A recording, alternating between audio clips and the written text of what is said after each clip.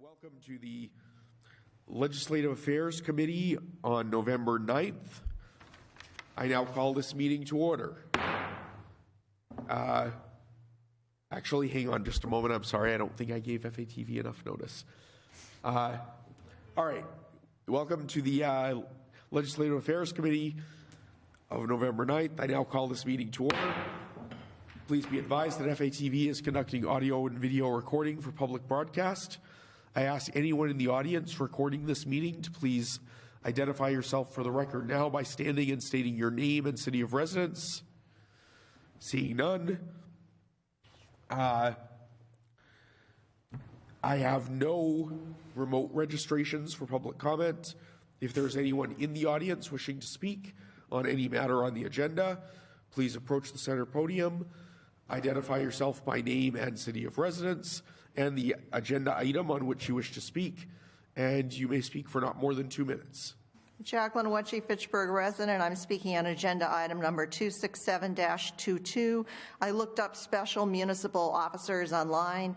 It looks to me like this designation is put in place to get around ethics requirements and conflict of interest requirements. I think we should have the highest ethical standards in the city. We shouldn't be lowering them, and if anything, we should be raising them. Thank you. Thank you. Further public comment? Seeing none, we will begin.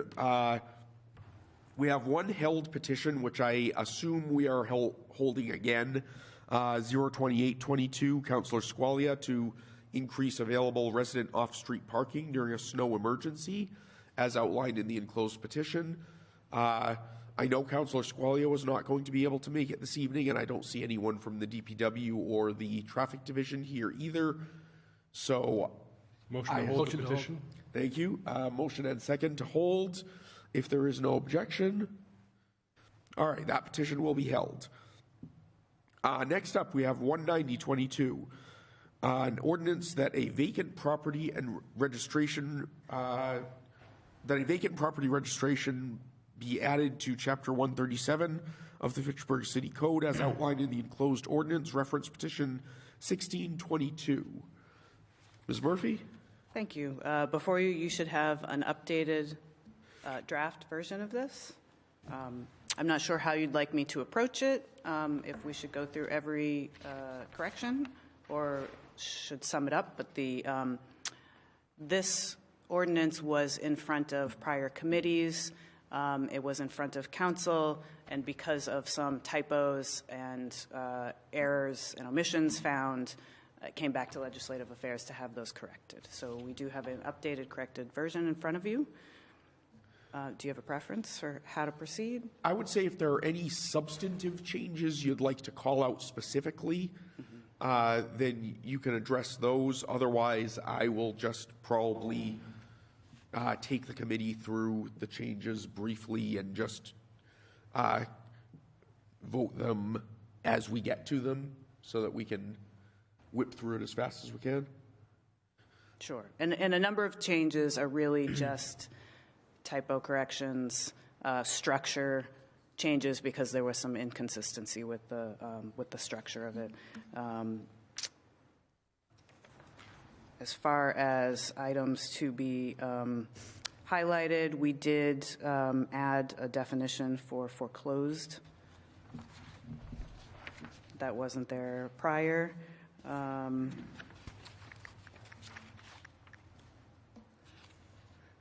We did add under owner, we inserted commercial.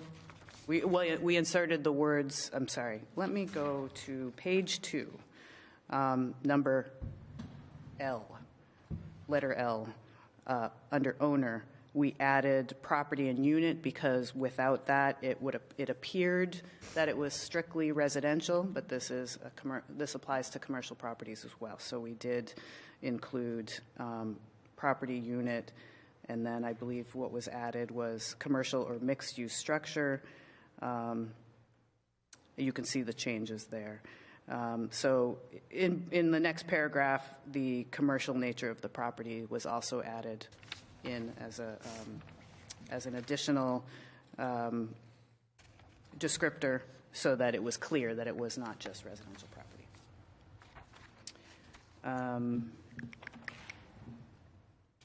I don't, for the most part, there wasn't really anything substantive here except for a couple of definitions, so most of it was pretty basic corrections. All right. So for the committee members know this, but for the purpose of the viewing public, there's actually a series of edited documents here. There was an edit supplied to us by Ms. Murphy, and then I took a pass through it and made further edits. Unfortunately, because I could only print in black and white, the document that the committee has here, it's a little difficult to see which ones are changes that were in the document we received and which ones are ones that I made. So I'll try to make that clear as we go through. I'm going to leave the typographical corrections till the very end, because that way, rather than debating over what is or isn't typographical, we can just say, you know, motion to accept all other emendations that haven't already been discussed, and that'll cover it. So, let's see. The first change that I suggested anyway, and if anyone has a different preference for how we go through this, feel free to speak up. But the first suggestion I made is that we add to the definition of vacant a time requirement, because as currently written, which I know is not the intent of anyone involved, it would render a property vacant the day after it's last occupied. So I don't know what. Pardon me. Go ahead, Councilor. Isn't it typically 2 years that they say if a building is vacant for 2 years? That's with application to the grandfather clause of the zoning. I don't have any strong preference as to what time period we put in. If you have any suggestions. Well, we do already define out what isn't a vacant property. Right. You know, the seasonal units where folks may be going to Florida or other places and they're just vacant for a period of time. There are times when a property may become vacant and should be registered the day after. Certainly in cases of something like a significant fire where we know the owner is gone and has making no. So I wouldn't suggest that we make it a long period of time. Certainly the vacant property registry has a very low bar for that first year. We're not asking people to pay any more than $100 for that first year and only $250 for the second year. So so we're not starting with a high cost burden for somebody to register.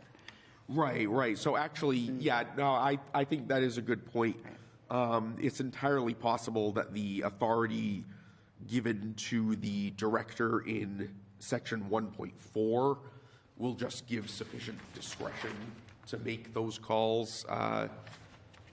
And, you know, I trust that our director or the building commissioner or the inspectors won't be trying to register, you know, a rental property that's between renters or whatever.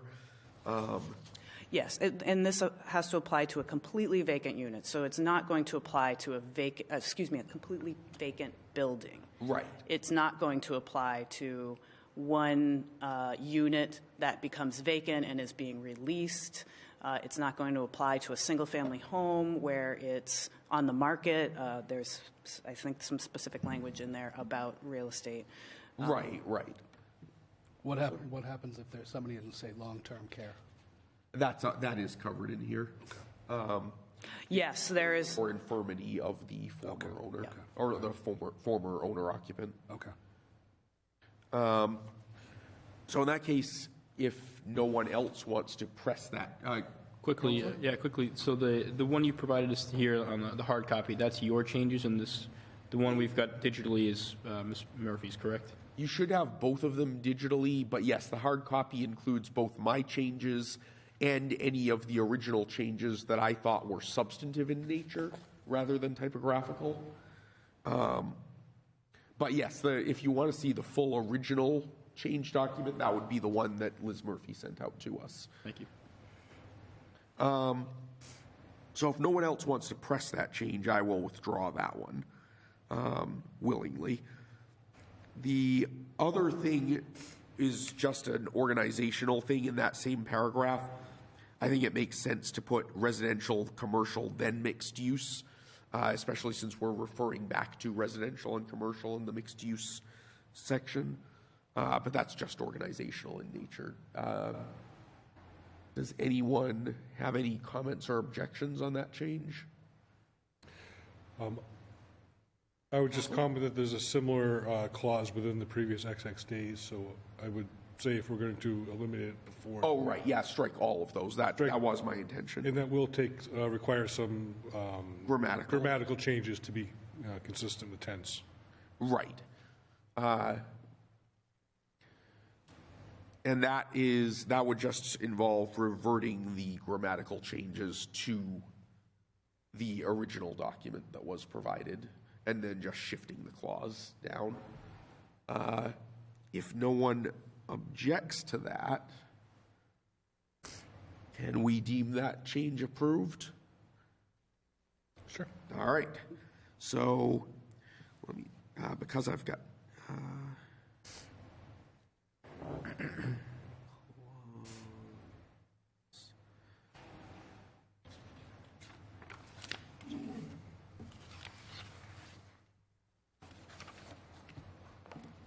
All right.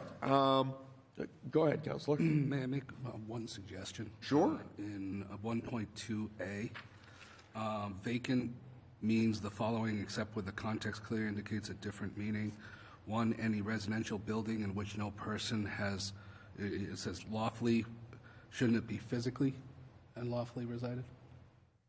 That's probably a good point. Yeah, physically and Because lawfully. I know more than a few buildings, residential buildings, that are owned and probably are claimed that there's people living in there, but there's actually, I know one in particular would be glaring. And that is why I make sure we have other attorneys on the committee, because I didn't even think of that, but it's true. Because they could be like, well, I lawfully reside here, right, the legal but I definition of residence. I don't legally, physically live here. Right, I live right. across town.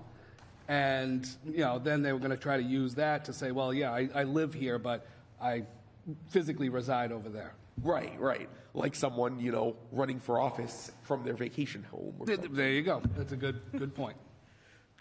So I would second that suggestion. Any objections from the committee?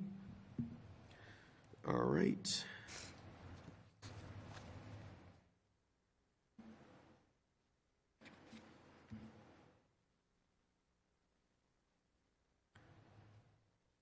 Okay.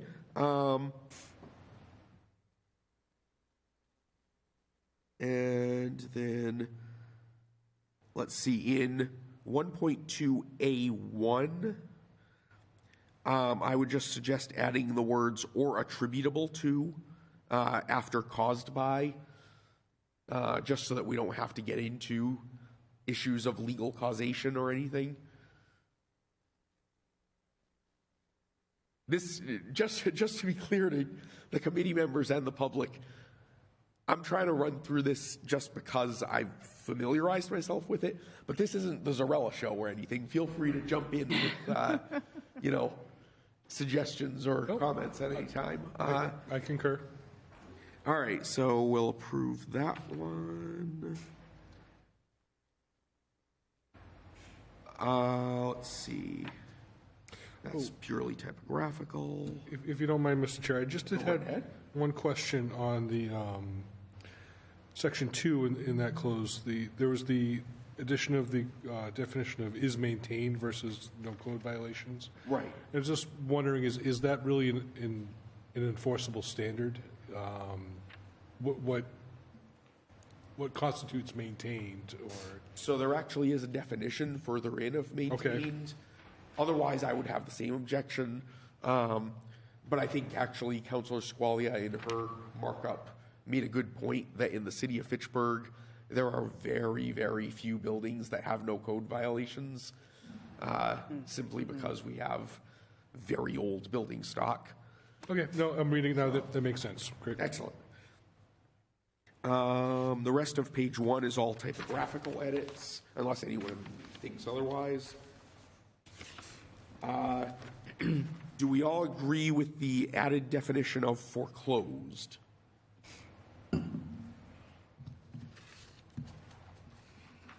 All right, we'll approve that. That's typographical. In, what is this? What are we on? 1.2L, I would suggest just changing real estate broker to real estate agent. That's not a community I'm really plugged into, but I looked it up, and apparently there is a legal definition between the two. Broker's the head guy. Broker's the head guy. Right. Agent is below the broker. Right, and every broker is also an agent, correct? You are correct. So I think if we put agent instead, that sweeps a little more broadly and makes sure we cover everything. Mm-hmm. You could put broker or agent. Okay, sure. Anyone object to that? All right.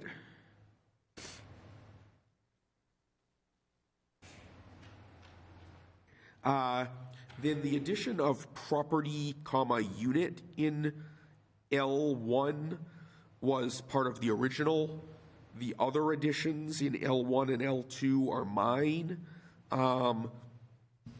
The intent there was adding commercial or mixed-use structure. The intent was just to make it more explicit so that we're not left with someone trying to make, a canons of construction argument on us. And then discrete portion of any of the foregoing, that was intended to encompass separately owned portions of a building or a lot, like a wholly owned condo unit or a discrete sort of attached building that might be technically part of the same structure. But that's, again, it's just to catch things that might otherwise slip through the cracks. It's not intended to substantively change the effect of the ordinance. Any thoughts on that? That's fine. All good? Okay.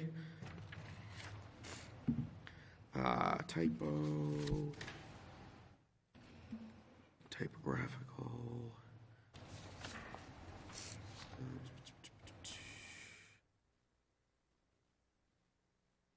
Everything up through page 3 is all typographical edits.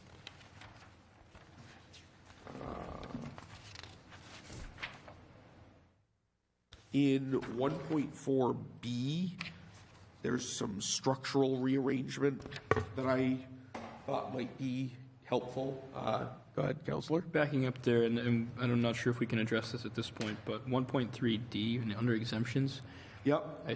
On a bigger picture, thinking I think it opens up the door for kind of manipulations there for anyone with a vacant property to kind of say, well, it doesn't propose an actual public health danger or safety risk, so it should not be included in this registry.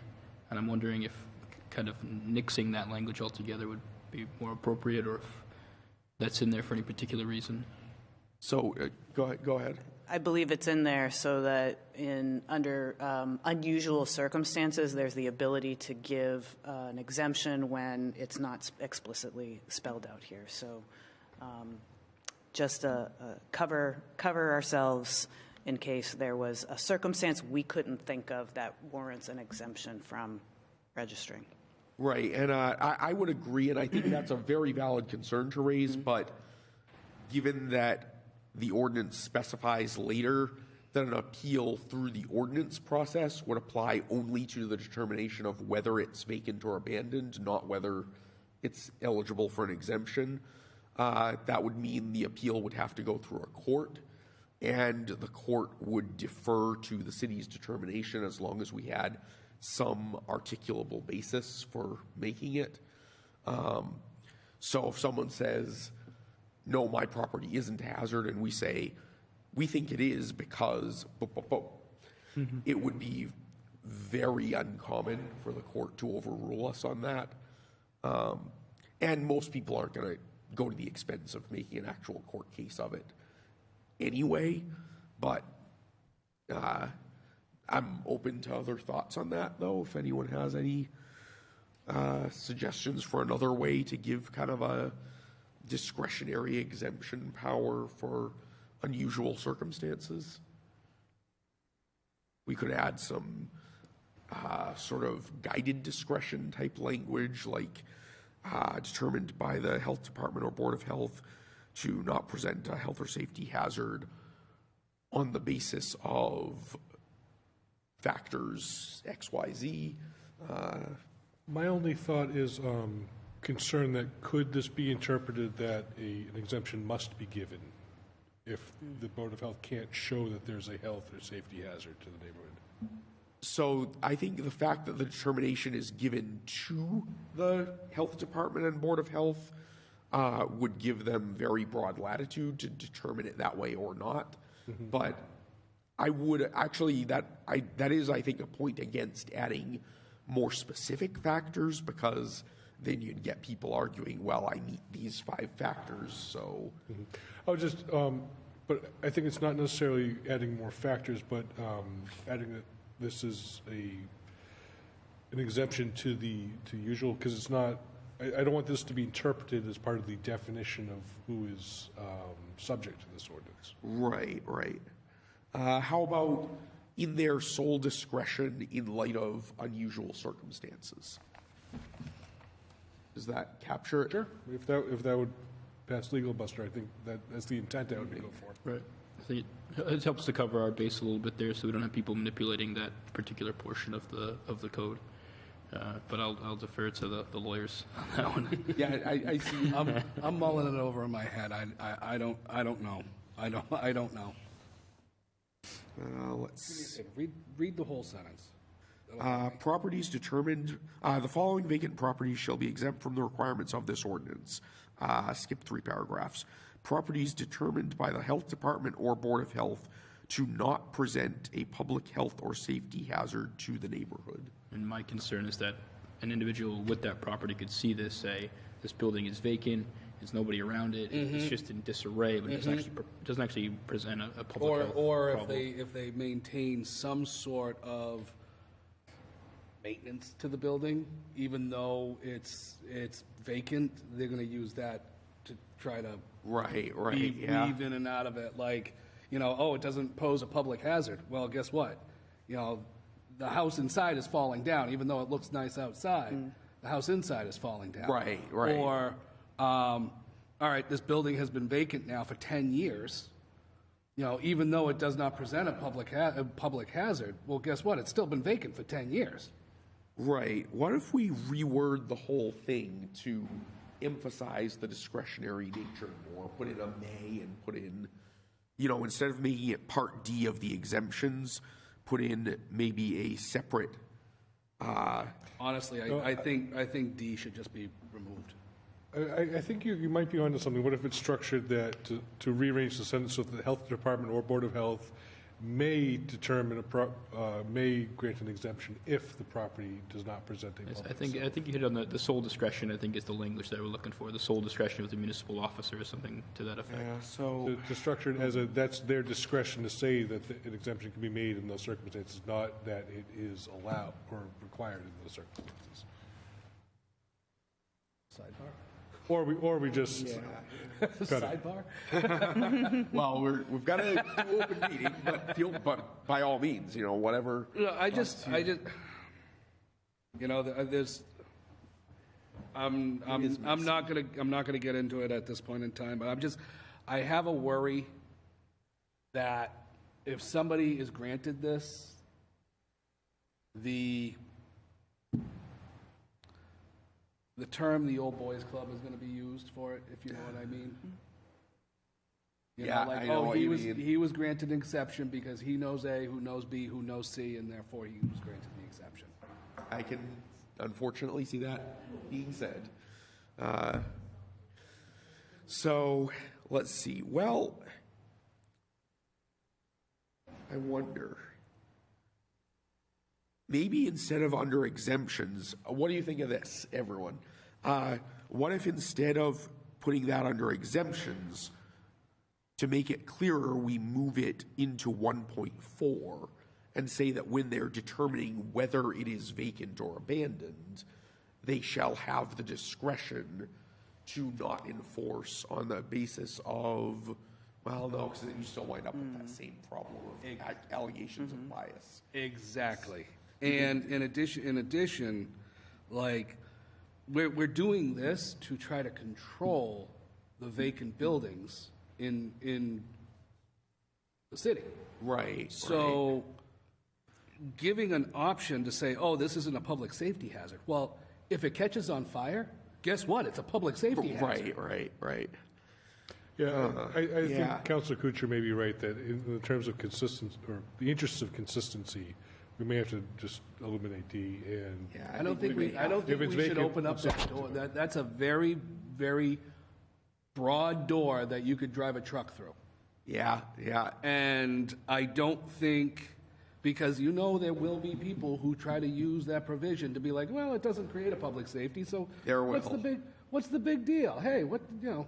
Yeah. It is a big deal. Because the reason why we're doing this is for public safety. And if a building's been abandoned for 5 years, even though it doesn't present a problem, you know what? Sell it or use it, one or the other. Right. No, I think I see your point, and I have to unfortunately remind myself that not everyone working in our profession has ethical standards, and What do you mean? and unfortunately there are guns for hire out there, and so I think it does open up a problem. yeah, I think so. I agree. Councilor Cruz? I'm curious to hear what Ms. Murphy has to say. I guess what I would say is I understand the thinking. I understand why you're saying that. I would ask if this body would be willing to just hear from the Board of Health if there are any other reasons why they might want this to be in, or have any other language to propose. I'm not sure how to make your concerns heard in this document. Absolutely. Unless And we strike it. Just as a general matter, normally I discourage this, but because this is such a technical piece-by-piece thing, if we're discussing something like this and you have a comment to add, please just, either just jump in or tap the mic or something. Mr. Curry? So, councilors, I just want to remind you that there are 2 members of the Board of Health present here. They cannot deliberate, but they constitute a quorum. So just a reminder. As far as the language goes, the idea of this whole registry is to stop vacancy. I think we could review things on a case-by-case basis and use the Board of Health in this section as an appeal process if necessary. If someone wished to overrule the Director of Public Health or his agent's decision on this. And I think splitting hairs on that is, you're going to kill yourself trying to do that. If we could leave it the way it is, and we utilize the appeal process, then I think that makes some sense. I don't know if I'm covering all the questions there, but So I do see one problem, which is that unlike zoning enforcement, our appeal language in this ordinance specifies that the owner can appeal if he is assessed a fee, but if someone thought that the owner was improperly exempted, we don't have that any person aggrieved language in there. So a neighbor who had a problem with, the owner getting an exemption would not have an appeal right, at least as this is currently worded. And also, we do specifically restrict the appeal process to only the determination of whether it's vacant, not whether it should be exempted. So, but yeah, certainly, I take your point. If it were just a matter of convincing me that you would use the authority wisely, I wouldn't really have much of an issue with it. But I guess it does. I am persuaded, I think, that it comes down to the same thing that I used to tell to zoning applicants all the time, which is we have to be concerned about the person who comes after you, who might not be, someone that.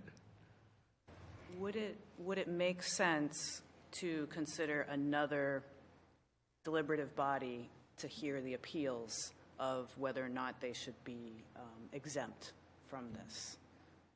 As another It's tough way to to think create that what separation. body, though, because if you assign it to the Board of Health, there's kind of cross-influence there. Right. And I'm not sure what other body would really be the appropriate venue for it, unless we wanted to establish a whole new body for it, which would be, Zoning Board of Appeals.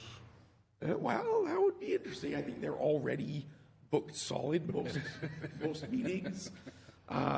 So I think it is possible that when I go into work tomorrow, Christine would strangle me if I voted to put that on her plate.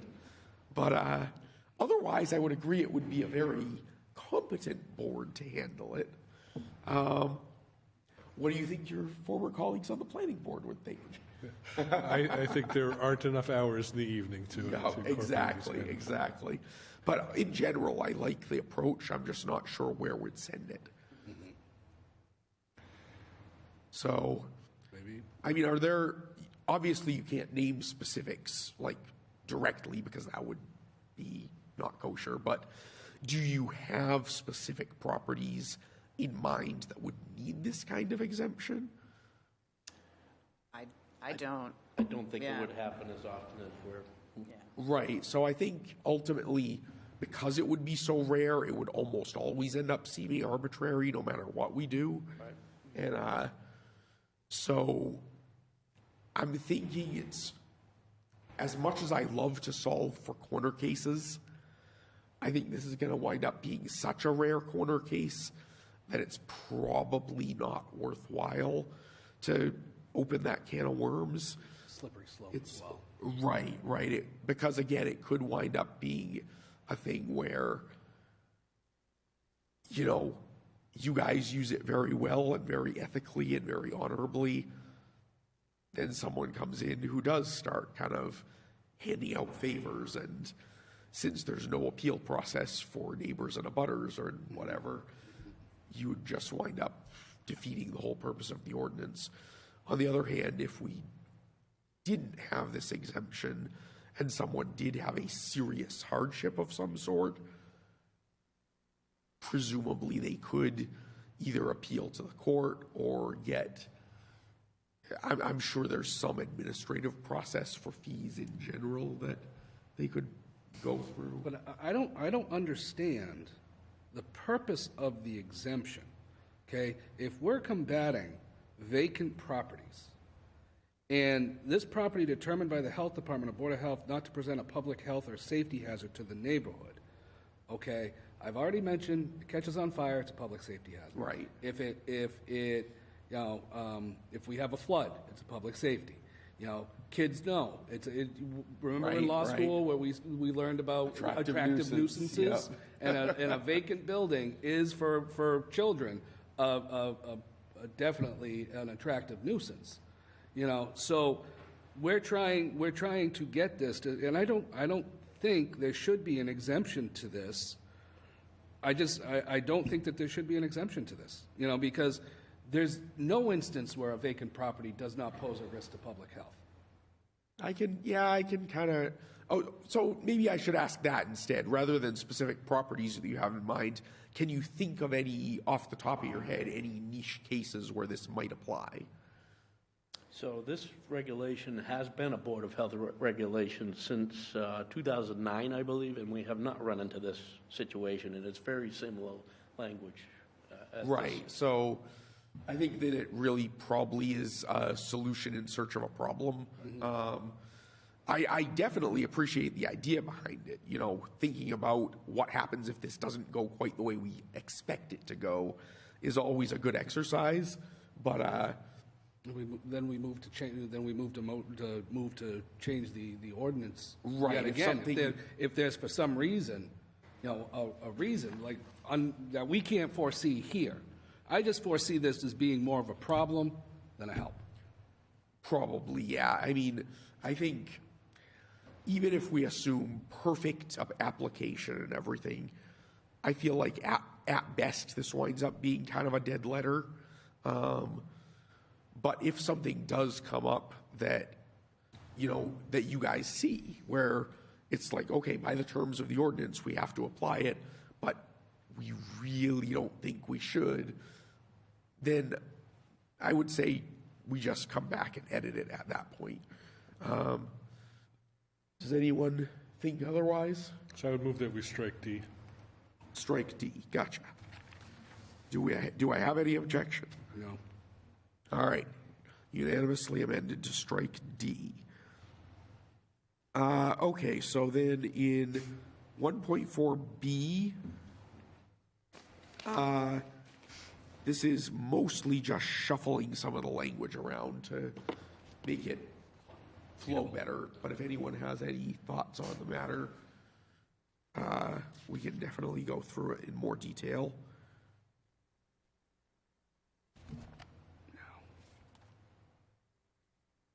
Move on, or? Yeah, move on. Move on, okay. Councilor Cruz, you okay with that too? It's fine with me. Okay. 1.5, I just threw in some language to encompass the foreclosure process as well. In all likelihood, it's unnecessary because foreclosure is a public process to begin with, but putting the onus on the owner at least calls out further to them that this is something they need to be working with us on. That was added today. And then we have payment of a registration fee, and someone struck of $100, but we don't have anywhere else that sets the initial registration fee. We only have the renewal fees in the following paragraph. So do we want to give the health department the authority to set that under their regulations up to a certain dollar amount, or how do we want to structure that? I think that was stricken in error. Okay. So does everyone agree we should reinsert $100 unless someone has a different number in mind? All right. I would say 150. You would say what? 150 or 200. 150 or 200? I think 100 is way too much, or way too little. For the initial registration? Because this is as soon as it's determined to be vacant. Within Even 30 if it- within 30 days. Right. right. So All right. if it remains vacant for at least a year, then it's 200. Then it's 250? Okay. 250, Okay. yeah. All right, And fine. then it escalates very steeply after that. Right. I think. Okay, so I think what's that? No, never mind. We'll get. I'll Okay, talk yeah, about we'll it get when there. to it. Actually, that's coming up right next. In 1.6A, I threw in some references to the later subsections just so that it's clear. I'm a big fan of cross-references. And specified that the municipal lien on the property would be any costs incurred in excess of the fee already assessed. So in other words, if they pay the $100 fee and the city of Fitchburg spends $50 putting a new padlock on their door or whatever, then that just is paid for by the fee. But if we spend several $100s boarding it up and whatnot because they didn't do it, then we can assess that against the property. Does anyone have any objection to those edits or any thoughts on how to improve them?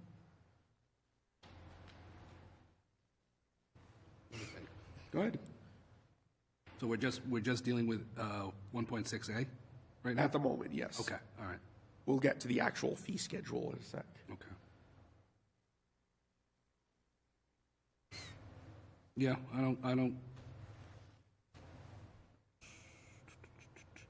Are we gonna go retroactive on some of these?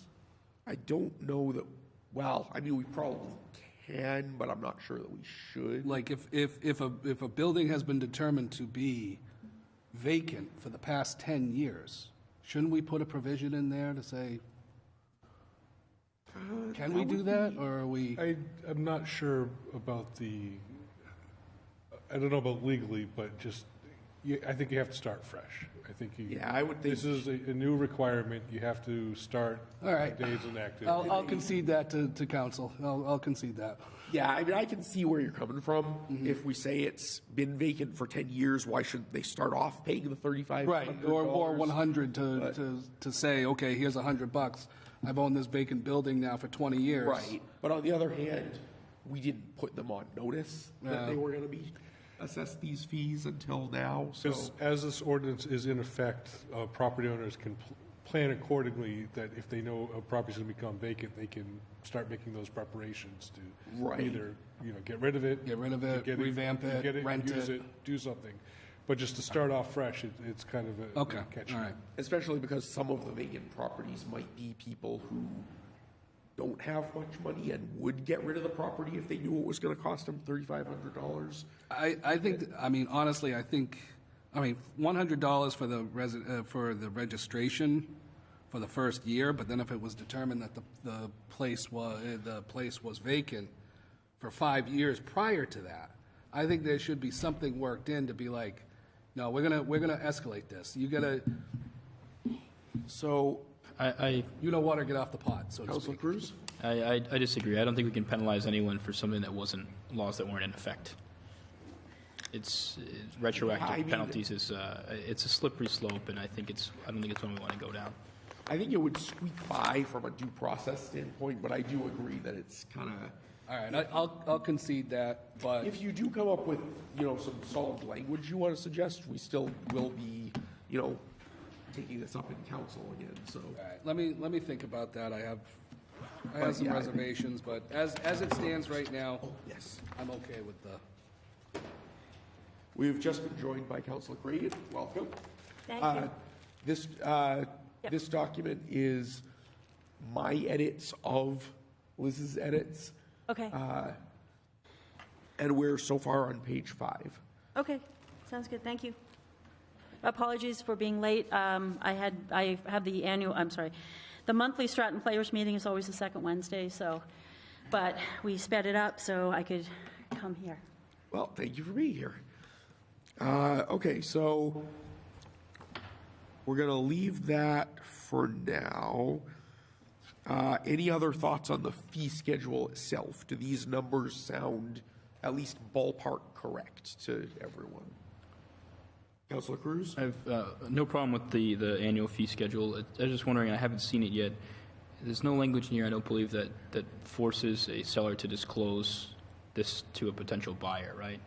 Because I was considering if someone were to buy a property and then all of a sudden we were to tell them, oh, you've been vacant for 2 years, you owe us $3,500 or whatever it may be. I think That's a good point. I think yeah. it's important that we have language in here that. Do you guys have any thoughts on that? I mean, I would say we don't want it to start fresh every time the property changes hands No, because but the that seller way should defeats the disclose. purpose and opens us up to gains. But at the same time, it does make sense. I've seen a lot of times on the zoning board, people who have purchased their property in good faith and the seller didn't tell them that the zoning board had already ruled against the thing that they were buying it for. And I suspect it would be similar here. There are unfortunately some dishonest owners and sellers out there. Do you see any problems, Steve, with that?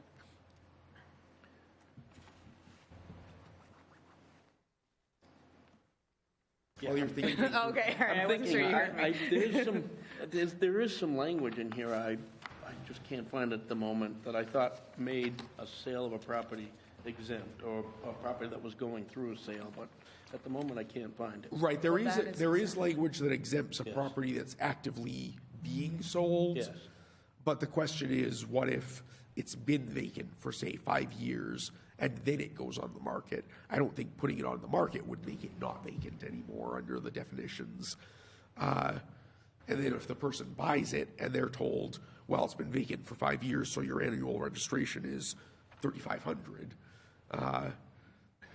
So the question is, do we add language that requires the seller to inform the buyer that this ordinance is in place and that they're going to be responsible for the registration and the fee? Or the other thought that I had is perhaps we reset the fee schedule provided that it is an arm's length transaction. So if you're selling to, your thoughts, I see you cringing, and you're much more involved in real estate than I am. So. I think the ability to determine whether something is arm's length transaction between unrelated parties is a little more difficult because often those things do get obfuscated and obscured. But I will say also the requirement for disclosure, that's not an area of enforcement that we really have the ability to regulate. Yeah. That if somebody doesn't follow that, we have no ability. That's a best practices for real estate brokers and agents. That's not something we have any ability to enforce. What if someone violates it? Are we going to have a penalty schedule? I mean, Well, the penalties would be assessed to the owner, I think, under the enforcement section of this, but if it's not owned by the owner anymore, right. There's no ability to enforce. I mean, that's just a common courtesy or best practices. Yeah, of that makes firm. sense. I don't understand if it's not owned by the owner anymore. So, because if the owner sells the property to a buyer, Okay. if we have a requirement that they must disclose that it's been vacant for 3 years, what happens if they don't? Oh, yeah, and then we How can't, do we can't enforce? enforce via lien because it's not their property anymore. That's something that the agent or broker would have to disclose In to avoid liability. I mean, ethics, that would be something actionable. Right. Where they didn't disclose, something like that, and the buyer could go after the agent. But that would be independent of this ordinance. The purpose of this ordinance is not to regulate the Right, practices of real estate agents. So, no, I think you're right. I think I apologize for opening up the second can of worms there. no. I think it's true. I think it's something where the recourse would be for the buyer to go after either the seller or the agent, Or both. or both. I go after both. Or Yeah. or just that they have to have the due diligence to ask these kind of questions. It's just like you have to do a home inspection and figure out if the roof leaks. I wonder. Oh, you know what we could do though? Here's something we could do. We could require that when under the posting section, this is 1.11. We could require that the posting include a conspicuous disclosure to potential buyers. So that way, if someone goes to view a house that's on our vacant property registry, they see there on the front door a notice that says, this property is registered with the Fitchburg Vacant Property Registry, and may incur future fines and fees under such and such ordinance. Then the buyer can inquire further about that, and I think that would definitely cover it if we posted something like that under 1.11. all right, yeah, let's Saying that, it would be a direct violation and throw on a fine if they don't do it, like a hefty fine. right, and then that can be assessed before it's sold. Correct. And can be leaned against the property, so it would come out of the sale price. Yep. I think that if no one has any counterpoints to that, or if you guys don't think that's a difficult idea for you or anything, then No. all right. Let's see. I'll have to work up some language before the council meeting, I think, but and certainly if anyone else has suggestions for language, throw them out there for me. Email me, but.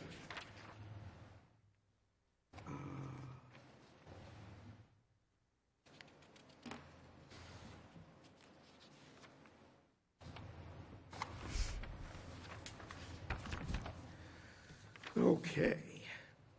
Have we gotten to the 1.6A1, 2, 3? Or That was where we just were, yeah. Councilor Cruz said he was fine with the schedule. I have one more. Go ahead. I think there should be one more tier. Okay. Have well, actually, it would be, no, it wouldn't be, it would be an I guess, 4 eyes. IV. IV? Yeah. Well, no, because they're all lowercase. Yeah. If they were uppercase, it would just be a, It's still usually the. okay, Roman well, whatever, numerals. I'm not, okay. I think anyway. I didn't study, Roman numerals, so, but I think there should be one more tier, 5,000 for properties that have been vacant for 5 years or more. Thoughts?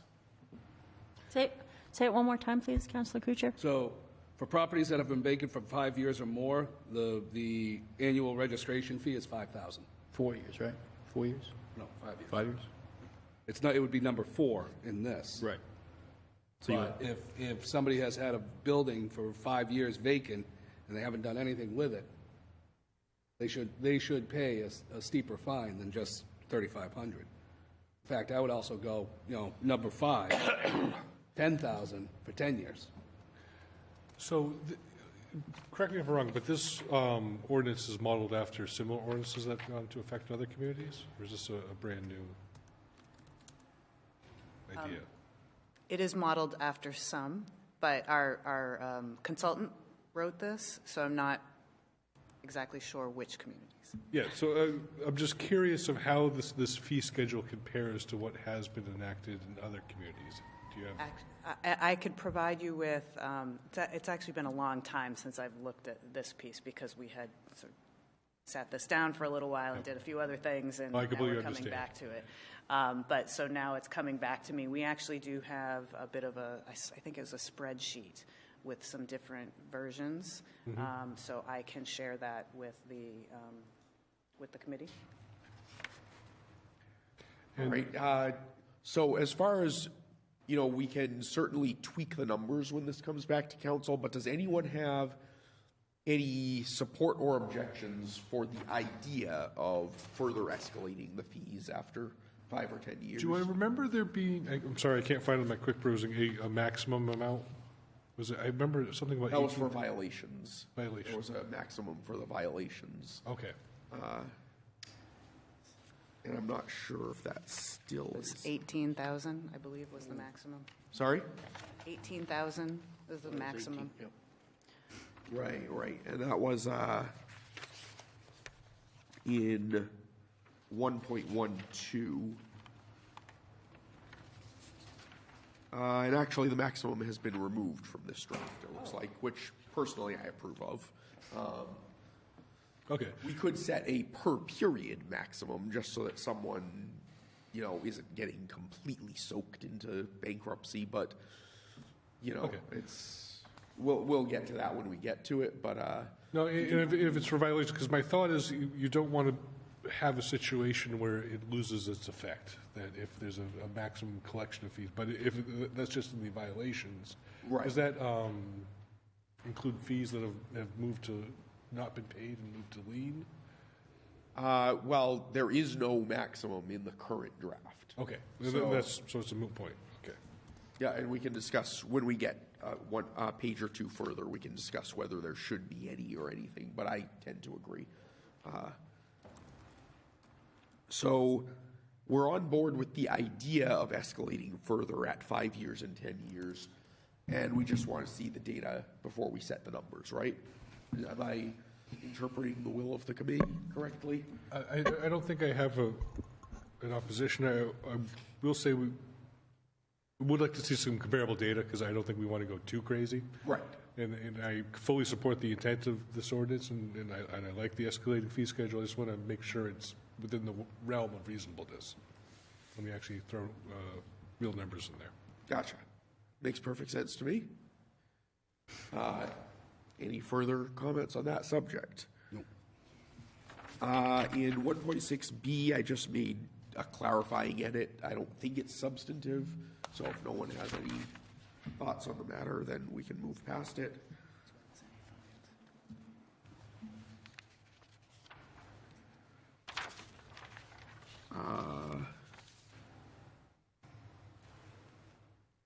1.8, there was an edit from Health Department to Board of Health. I think it should probably still be Health Department, because the Board of Health is not really a body that is capable of accepting mailed notices, and filing them. It's a volunteer board, so. I apologize if we just step back. I just, a constituent sent me some information from the city of Lowell. Oh, okay. They actually structure it in an interesting way in that the fee is $1,000 per year, but it increases for each year vacant. So 2 years would be 2,000, 3 years is 3,000. Well, that's what I was thinking when I first proposed that, because, I mean, all right, you have 1 year, $250. I mean, I think they're getting off pretty cheap with $250, to be quite honest. For 2 years or more, but less than 3, $2,500. Kind of similar to what we're doing here. But I really think that, yeah, there should be a. But I think it's something to consider, but I would, let's think about it. Yeah, let's just say we'll hold off on the fee structure until we get to council, assuming that we all agree that this should be passed forward to council at the end of the night. But May I just add, I think Go right ahead. our intention is to keep the fee very low in the first year to encourage registration. We don't want people to avoid filling out the paperwork and getting the ball rolling, so to speak, because of the heavy fee. So then, presumably, sense. year 2, 3, once they're already in the system, it's a little easier to know who's who. I agree. I think that's a good tact. yeah, so if we did a snowballing thing like that, we might want to start it from year 2 or something. Should we put in a provision that if the Board of Health determines that there's a building that is vacant and not registered, there's a penalty? Well, there already is. I didn't read that in here yet. It's when it's determined to be vacant, they have 30 days to register. Right, but what's the penalty? The penalty would be in section 1.12. Any person or entity violating this section by failing to register, failing to pay the registration fee, failing to comply with maintenance, etc., shall be subject to a fine of $300 per offense. And per offense, for these kind of matters, at least analogizing to the zoning board, is per day for a continuing offense. So it snowballs pretty quickly. I think there should be more teeth to it. Well, $300 per day is pretty good. It's Okay. I mean, if you think about it, So we 18, could slap a bigger flat fee on it. Yeah. But if they solve it within the first day, there's not much point in the bigger fee. Yeah, and if okay. they don't, then they're going to rack up quite the fee Okay, anyway. I'm just spitballing ideas, but okay. No, I mean, I agree. I'm not trying to shut you down or anything. This is the one thing that just infuriates me about the issues with the city, is that there are so many vacant properties. Oh, yeah. No, believe me. And I think the teeth will be in actually assessing the per day fee rather than waiving it, as has often been the case in the past due to the lack of an efficient enforcement mechanism, which we recently fixed. So let's see, just backpedaling to where we had been. So we'll leave the fee schedule kind of Open. to percolate, yeah. And do we agree that 1.8 should remain as health department rather than Board of Health? Yes. Yes. Okay. Certainly nothing against you guys. Just I don't want to dump that on you, considering I assume that as volunteers you don't have the wherewithal to easily file all these notices that they would be sending. Let's see. 1.9, that's all just clarifying edits. Same thing in 1.10. Posting, are we going to add that? Yep, I did. Okay. Yeah, disclosure, mandated disclosure in the posting. I also added some language saying that the health department, as part of its regulatory authority under 1.14, can specify size, appearance, posting location, and so forth. Because as written in this draft, it says a no trespassing sign. I can see some people putting a business card size thing on the building or whatever. So that would give the Board of Health, the Health Department, the authority to figure out what would an effective sign look like, subject to the specifications that we're already giving in here. Any objections to that? All right. Then there's the enforcement provision, which again, I think is meant to say Health Department, not Board of Health, because the Board of Health, as far as I'm aware, doesn't actually have a running budget. So, having served on a volunteer board, I can say it would have been very nice to have a running budget, but, okay. Any objections to that? Keeping it at Health Department? Nope. Same thing in B. Presumably, the enforcement agency will be the Health Department. Because again, you know, I don't think we want to send the Board of Health members out to inspect the city and, you know, be responsible for identifying all these properties. Then B1, that's, I made a fairly substantial addition there because I wanted to make it clear that by taking on the power to go in and make repairs, the city is not assuming the duty of making any repairs, or taking on any liability or relieving the owner of any liability for doing so. I think it makes sense. Yep, I'd agree. All right. You agree, council?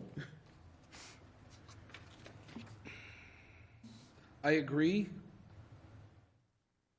but I'm going to have to do some more research on that. All right, sure. That'll bring up something that because, I mean, I understand the Board of Health can get around like warrant application, you know, having to apply for a warrant, but I still see some issues there. You don't think we could get it classed as an implied consent thing via the registration, like as a requirement? I mean, yeah, but I think it needs to be noted in Explicit, that, okay, explicit yep. in there to say that yes, we have the authority to go in and, you know, like, all right, say an abandoned building, their basement's flooding and the electricity's still on. Okay, well, that's an inherent danger and whatnot. So, yeah, we'd want to go in there and fix that before, you know, the place catches on fire. Right. What happens if, I don't know, it's an illegal grow facility or something like that somebody's using, you know? And, Right. You know, the police then go in there, and is that going to cause, you know, we need to think about that. Yeah, I agree. There should Any probably kind- be any- some express language. Any saying- kind of liability such as that, we need to address. Right, and then would have to okay, yeah, I think you and I should powwow about Yeah, this we can afterwards. definitely talk about it. But I think there does, unless anyone thinks otherwise, I think there definitely does need to be some language in there that will cover us for that.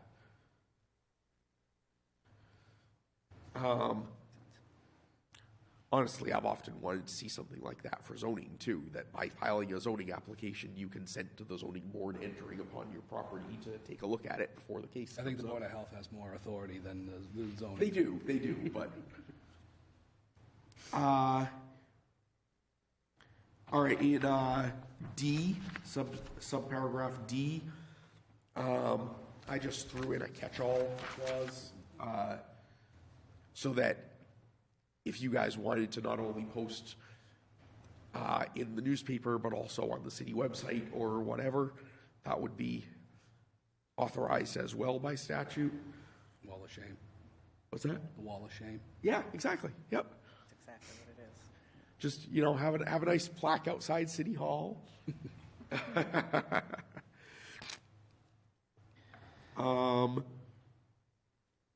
Let's see. Those are all clarifying and typographical. Oh, there is one change that was in the original change draft, adding exterior in 1.13A3. I think that makes perfect sense. Yeah.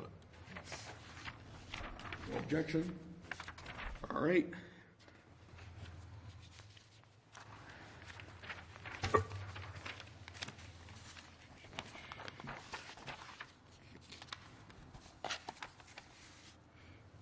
That's all stylistic.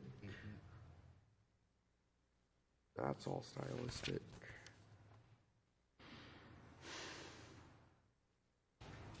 There is an edit from the original draft in, what is this? This is 1.13 E3 on page 9.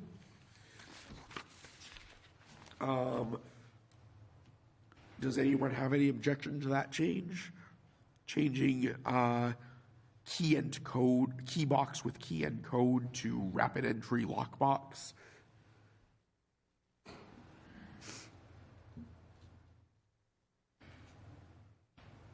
No objection here?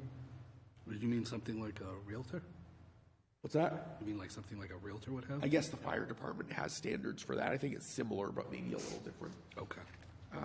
To allow them emergency access. Would it make more sense to just make it a little more vague, or in lieu, a similar system at the sole discretion, found to be acceptable by the chief of police or chief of fire chief?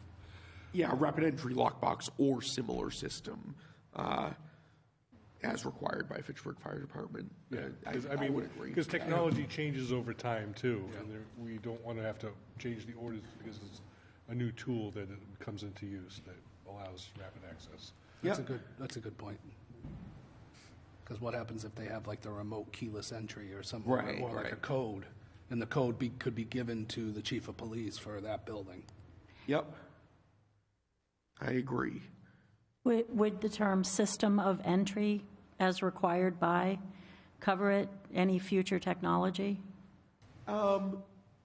Again, this Maybe is I air was thinking splitting. or any similar device or system, just because Yeah, it's a little broader and doesn't necessarily have to be a sort of a an mechanical object. solution.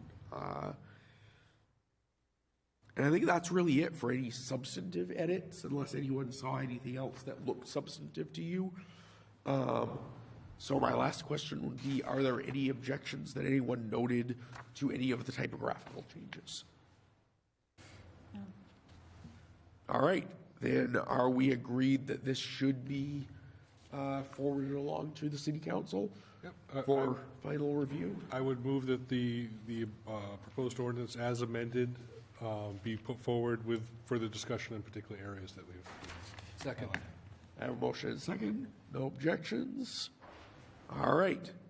That is approved unanimously. And we are on to our final item.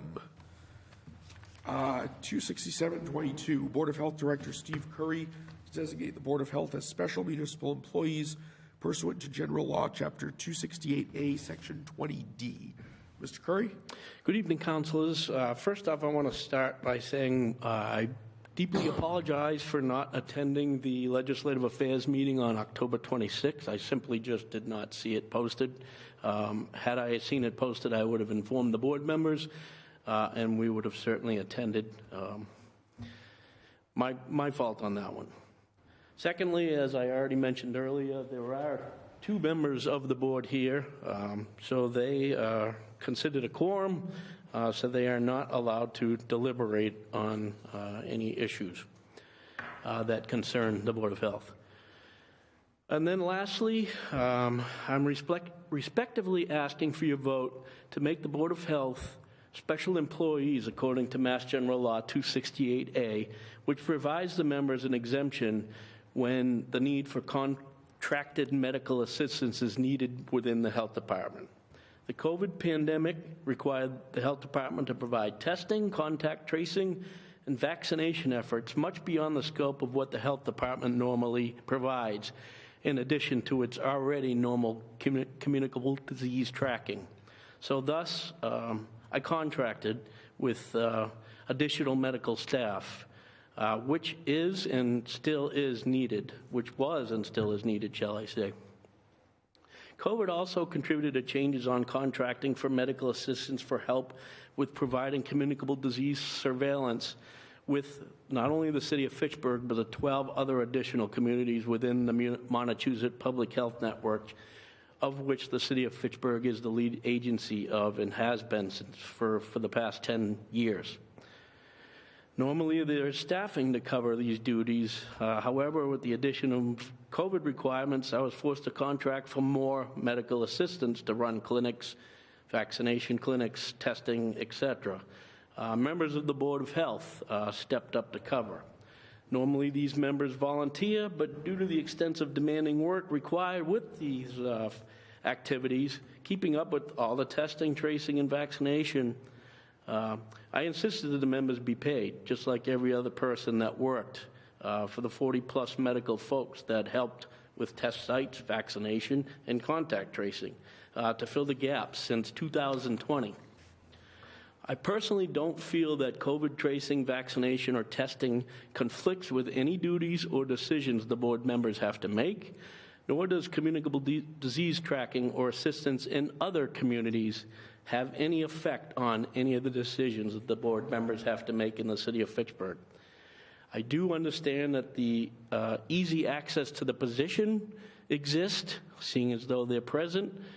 They would have easy access to be aware of the need for the position. And I am also aware of the image of members holding multiple positions by doing medical work out in the field. All may appear unethical. However, the exemption granted by the council allows the members to assist medically and be paid if they so choose to follow the proper disclosure protocols in MGL 268A.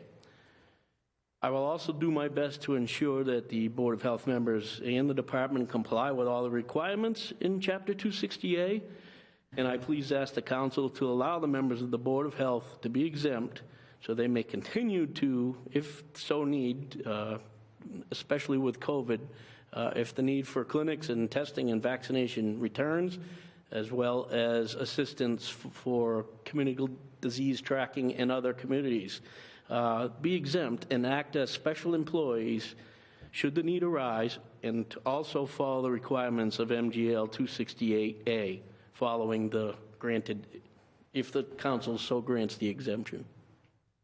Thank you. Thank you. Yeah, I will just note, I did some research into this, and this is a very common designation for people who are volunteer members of municipal boards and authorities, but are technically still classified as employees by the state. For instance, I don't want to call her out or anything, but the chair of our zoning board when I was on it was a realtor in the city of Fitchburg. If we had held her to the strictest possible conflict of interest provisions, she would have had to retire because she was serving on a board that specifically implicated the very expertise that she had by virtue of her job.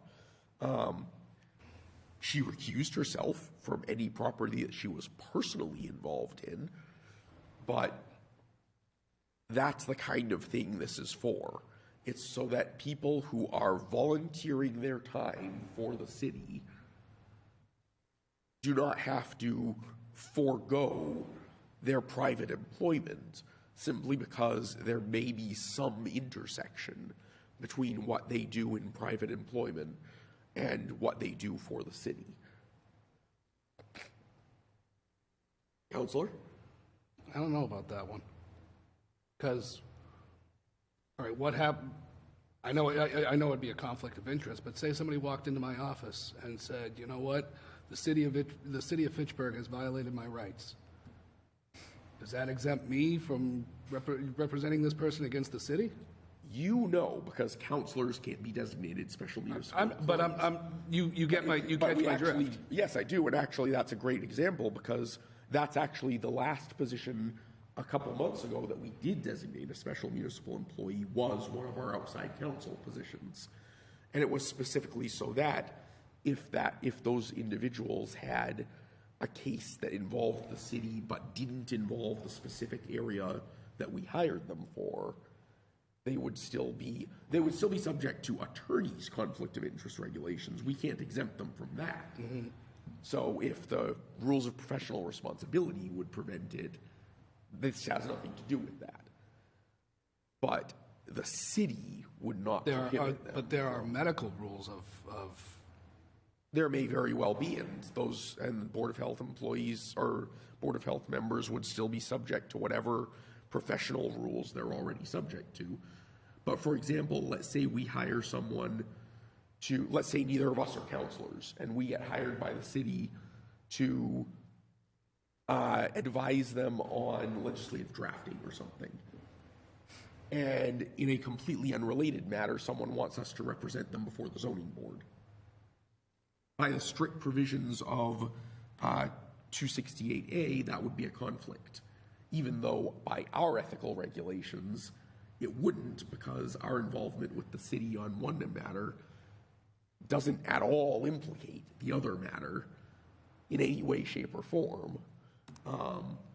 You know, we would have no special advantage in the zoning board presentation because we're serving as, you know, legislative counsel. What does it mean for like malpractice purposes, though? Now, that would again be more of a private matter. That would be something. No, say somebody was giving shots, Yep. you know, for the city, Yep. and they screw it up, and somebody loses an arm. Okay. For instance, okay, there's a blood clot, something, whatever happens, okay? Does that then transfer over to the city of their?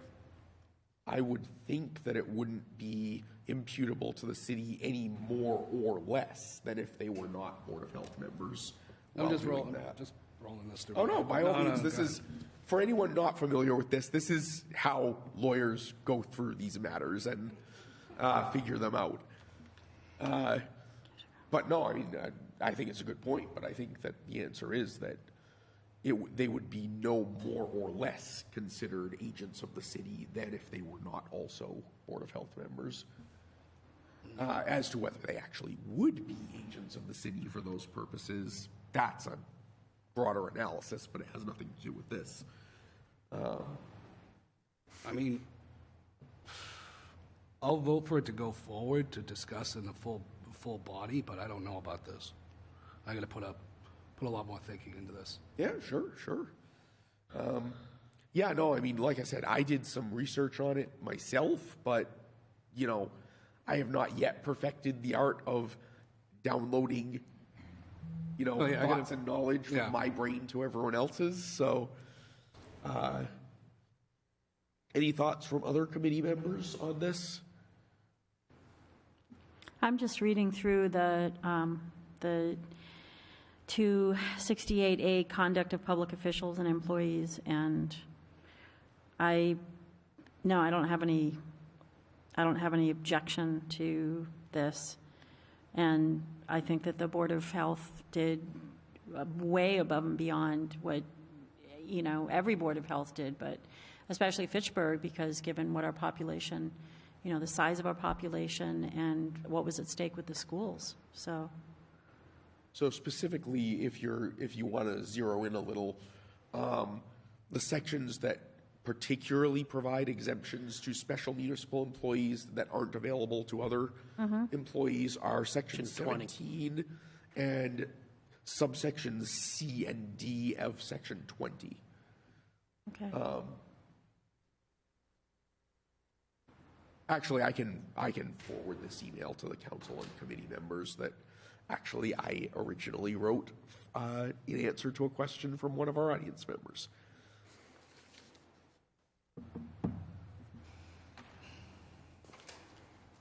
So, do we have any thoughts on what we should do with this then? Send it to council and discuss it there, or hold it, or what? I say, I motion to hold until the next Legislative Affairs meeting.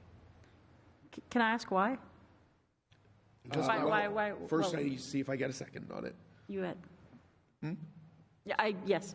Okay. No, I'm not yesing to hold. I'm agreeing that we're waiting to see if we get a Oh, second. gotcha. Do I have a second? I do not have a second. So I mean, you can ask if you like, but. Yeah, so why would we hold? I got to do some research on it, to be quite honest with you. I mean, we can vote to move it forward. I can still do the research that I need to do and to check into this a little further, Yep. you know, while we're waiting to go to the full council. That's not a problem because it can still be denied at full council. Yep. So if you want to move it forward, I'm okay with that, you know, and I can decide the way I want to vote when we get to full council. So can I ask you a question to Director Go Curry right still? ahead. And anyone with this designation is required to disclose any income they may be receiving, right? That's correct. To the city clerk, yes. To the city clerk. And then will the determination be made then if it's acceptable or not? How would that I determination follow through? believe it's just the disclosure. I don't believe there's any more basis to it. So I actually have the section Yeah. pulled up here. The exemption that involve, the two exemptions that involve disclosure are if there's an actual contract work with the city or town, like Director Curry was describing, and that does require a certification in writing from the head of the department stating that it is necessary to the interests of the city or town, and that certification is open for public inspection. And then the other exemption is if a municipal employee has a financial interest in a contract made by the city, and they themselves are not participating in the making of that contract, then they have to disclose to their appointing official in writing. And then the appointing official has to approve it in advance. So in this case, that would be the mayor. Of course. It just, for me, it seems like, listening to the two of you go back and forth, that some things would be acceptable and some things would not be acceptable. Oh, sure. There definitely would be some, there are some things even under the statute where disclosure isn't enough and you just can't do it anyway. But that's made relatively clear in the statute. And like I said, I'd be happy to send that to you or go over it with you. But as far as the things that do allow for a disclosure exemption, then it's at the discretion of the appointing authority, whether it's allowable or not. And the implication, of course, is that the appointing authority would consider whether there's a potential for actual harm to the city's interests or not. And then my other thought would be, so would that information from the appointer, in our case the mayor, would that then need to be disclosed to us as an appointment? I would, for appointments, I'm not sure, but for, just as a general matter, it would be a public record. It would be subject to ordinary public records disclosure unless it fell into one of the enumerated exemptions. And I'm not thinking of one off the top of my head that it would fall into. But I'll look into that. Any other? Do I have a motion of any sort? Move to recommend approval to the city council. Second. I have a motion and a second to recommend approval. All in favor? Aye. Aye. Opposition? Nope. All right, it is unanimous. And that concludes our agenda for the evening. Motion to adjourn? Second? I have a motion and a second. And seeing no objection, we are adjourned.